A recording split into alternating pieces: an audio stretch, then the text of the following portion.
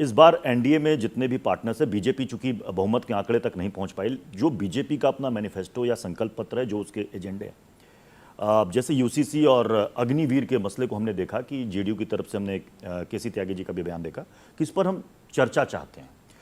तो क्या वो पहले वाली बात अब नहीं रहेगी, जैसे वन गो में सारी चीज़ें होती थी, अब जितने भी अलाइज हैं उन सबका एक प्रेशर रहेगा बीजेपी पर? कोई प्रेशर नहीं रहेगा। सारे अलाइज आज की तारीख में गठबंधन में इसीलिए हैं क्योंकि कम ज़्यादा आप हर इस सोच के साथ आप सहमत हैं। अगर कहीं पे असहमति है तो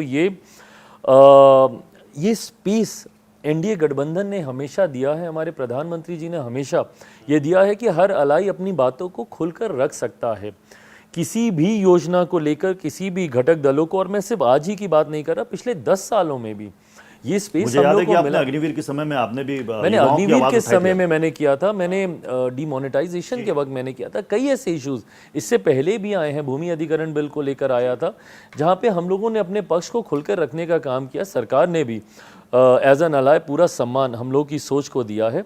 और आगे भी मुझे लगता है अगर किसी भी अलाय को किसी भी नीति को लेकर रिव्यू करने की मांग हो या उस पर चर्चा की बात हो, मुझे लगता है गठबंधन के भीतर बैठकर हम लोग जरूर करेंगे। बट हाँ, कई ऐसे विषय हैं जो कि अभी तक सामने आए नहीं। आपने अग्निवीर का बात जरूर की, जिसपे अगर कोई घटक चाहता है चर्चा तो जरूर होगी।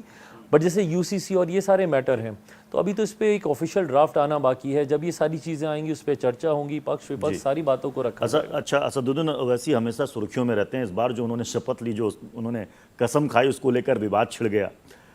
हालांकि असदुद्दीन ओवैसी कह रहे हैं कि हमने कुछ गलत नहीं किया, बेवजह ऐसे विवाद दिया जा रहा है। मुझे नहीं पता कि भाई उनको कैसे ये नहीं लगता कि उन्होंने कुछ गलत नहीं किया है। भारत की संसद में खड़े होकर किसी दूसरे के जयकार के नारे लगाना, मैं कतई इसको उचित नहीं मानता। मैं उस बात को भी उचित नहीं मानता। एक सदन की एक अपनी गरिमा होती है, और जब आप शपथ लेने जाते हैं, अपने आप को लिमिट और रिस्ट्रिक्ट करने की ज़रूरत है। सिर्फ शपथ तक आप एक शपथ पढ़ रहे हैं, आप इस तरीके से जयकार के नारे लगाना, वो भले किसी दल के पक्ष में भी क्यों ना हो, किसी नेता के पक्ष में भी क्यों ना हो, मैं इसको सही नहीं मानता। आप जिस उद्देश्य के साथ जा रहे हैं उस उद्देश्य को पूरा कीजिए, और जिन जिम्मेदारियों के निर्वहन की आप शपथ ले रहे हैं उस जिम्मेदारी को निभाइए। ऐसे में किसी दूसरे के जयकार के नारे लगाना ये कहाँ से सही है, मेरी समझ के परे है। अच्छा, आप बिहार में आपने कई लंबी लंबी यात्राएं की हैं, आपने संगठन में एक नई जान फूकी। लोग कहते हैं कि चिराग पासवान युवाओं से ज़बरदस्त तरीके से कनेक्ट होते हैं। तो एक सवाल कई लोग कहते हैं कि तो चिराग पासवान बिहार में मुख्यमंत्री का चेहरा क्यों नहीं हो सकते?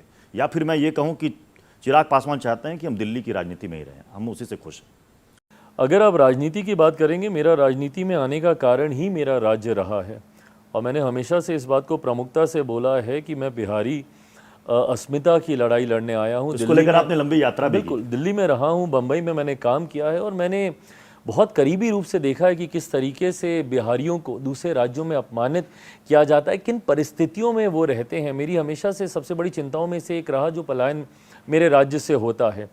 राज्य की इंफ्रास्ट्रक्चर को डेवलप करना, वहाँ पे रिटेन करना, ये जो माइग्रेशन होता है इसको रोकना, ताकि किसी बिहारी को दूसरे राज्य ना जाना पड़े, इस सोच के साथ मैं राजनीति में आया था। तो अगर आप मेरी प्रायोरिटी स्पष्ट तौर से पूछेंगे तो वो राज्य ही रहेगा। तो क्या हम ये माने कि आने वाले वक्त में चिराग पासवान बतौर सीएम हम बिहार में देख सकते हैं चिराग पासवान? मैं जरूर कहूँगा कि बिहार फर्स्ट, बिहारी फर्स्ट की सोच के साथ मैं आगे बढ़ रहा हूँ।